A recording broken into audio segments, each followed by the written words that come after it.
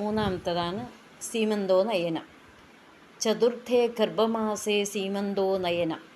ഗർഭിണിയുടെ മനോവികാരത്തിനും ചിത്തശുദ്ധിക്കും ആരോഗ്യത്തിനും സുഖപ്രസവത്തിനും ജീവിതശുദ്ധിക്കും കുഞ്ഞിൻ്റെ ശരിയായ വളർച്ചയ്ക്കും വേണ്ടി ചെയ്യുന്ന സംസ്കാരമാണ് സീമന്തോ നയനം.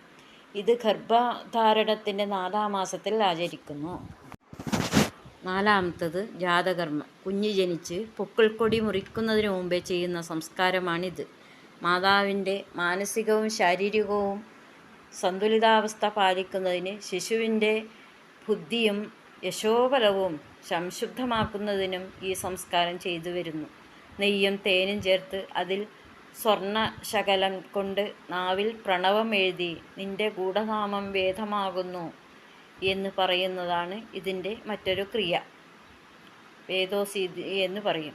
ശേഷം മന്ത്രജലത്താൽ മാതാവിൻ്റെ സ്തനങ്ങൾ കഴുകി ആദ്യം വലത്തെയും പിന്നീട് ഇടത്തെയും മുലപ്പാൽ കുഞ്ഞിന് കൊടുക്കണം. ചുരുക്കത്തിൽ ഇതാണ് ജാതകർമ്മം.